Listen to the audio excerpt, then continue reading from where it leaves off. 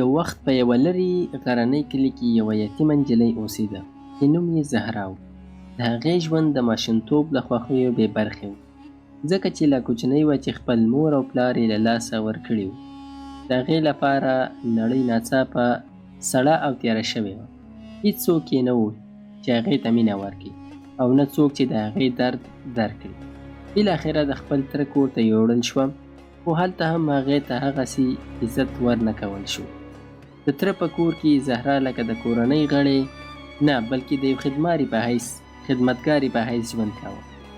د سهار له اذان مخکې به پاڅېده، اوبه به یې راوړې، تنور به یې بل کړ، ډوډۍ به یې پخوله، لوښي به یې مینځل، او بیا به یې د کور نور کارونه کول. که په لږه تېروتنه هم ترې شوې وای، د تره ښځې به ورباندې چغې وهلې او کله ناکله به یې وهل هم. د دې سختو خبرو او وهلو درد یوازې په بدن کې نه، بلکې د هغې په زړه کې هم ژور زخمونه پرېښودل. د کور نور ماشومان به هر سهار په پاکو جامو کې په خوښۍ ښوونځي ته تلل. هغوی به کتابونه او قلمونه درلودل، خو زهرا به یوازې د کړکۍ تر شا ورته کتل.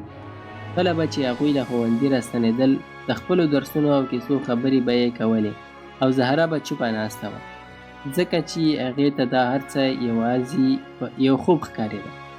خو د دې ټولو سره سره زهرا خپل امید نه و پرېښی. د هغې په زړه کې یو وړوکې رڼا تل بله وه، د زده کړو د بدلون او د ښه راتلونکي هیله. یوه ورځ هغې د کور د ماشومانو زاړه کتابونه پیدا کړل. په پټه یې هغه واخیستل او د شپې کله چې ټول ویده شول، د کمزوري څراغ لاندې یې لوستل پیل کړل. په پیل کې ورته هر څه سخت و، توري یې نه پېژندل، خو هغې صبر وکړ. ورځ تر بلې یې زده کړه زیاته شوه. که به د تره ښځې دا کار ولید، نو به یې ورباندې غوسه کوله، کتابونه به یې ترې اخیستل او کله ناکله به یې سزا هم ورکوله. خو زهرا بیا هم نه تم کېده. هغه پوهېده چې زده کړه د هغې یوازینۍ لار ده چې له دې سخت ژوند نه ځان خلاص کړي. یو ماښام زهرا ډېره ستړې شوې وه. د ورځې ټول کارونه یې کړي وو، لاسونه یې زخمي شوي وو، خو بیا هم کتاب راخیستی و او لوستل یې پیل کړي وو. ناڅاپه یې تره ورننوت. هغه صحنه یې ولیده، یوه کوچنۍ ستړې نجلۍ چې د درد او ستړیا سره سره لا هم زده کړه کوي. په لومړي سر کې یې غوښتل چې ورباندې غوسه شي، خو کله یې چې د زهرا سترګو ته وکتل، هلته یو عجیب عزم او هیله ولیده. هغه چوپ شوه. د زړه له کومې یې احساس وکړ چې دا نجلۍ یوازې کارګره نه، بلکې یو انسان دی چې خوبونه لري. هماغه شپه تره له خپلې ښځې سره خبرې وکړې. که څه هم ښځه یې نه راضي کېده، خو بالاخره یې تره پرېکړه وکړه چې زهرا باید ښوونځي ته ولاړه شي. بله ورځ زهرا لومړی ځل ښوونځي ته ولاړه. هغې ساده جامې اغوستې وې، خو په زړه کې یې ستره خوشحالي وه. که څه هم ځینې ماشومان ورباندې حیران شول، خو هغې پروا ونه کړه.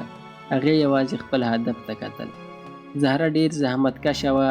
ورځ کې به یې ښوونځی لوسته او ماښام به بیا د کور کارونه کول.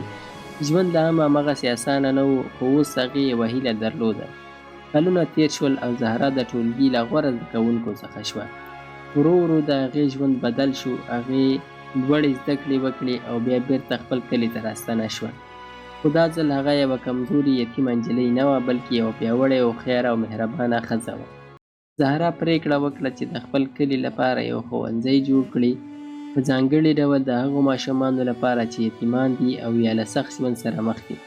هغې غوښتل چې هیڅ ماشوم هغه درد تجربه نه کړي کوم چې هغې تجربه کړی و. هغې د ماشومانو سره مینه کوله، هغوی ته یې درس ورکوه او تل به یې ویل، که هر څومره ژوند سخت وي، هیله مه پرېږدئ. زده کړه کولی شي ستاسو راتلونکی بدل کړي. د زهرا کیسه یوازې د یو یتیم ماشوم کیسه نه وه، بلکې د صبر، زحمت او امید کیسه وه. دا موږ ته راښیي که څه هم ظلم او سختي انسان کمزوری کوي، خو که اراده قوي وي، نو انسان کولی شي خپل تقدیر بدل کړي.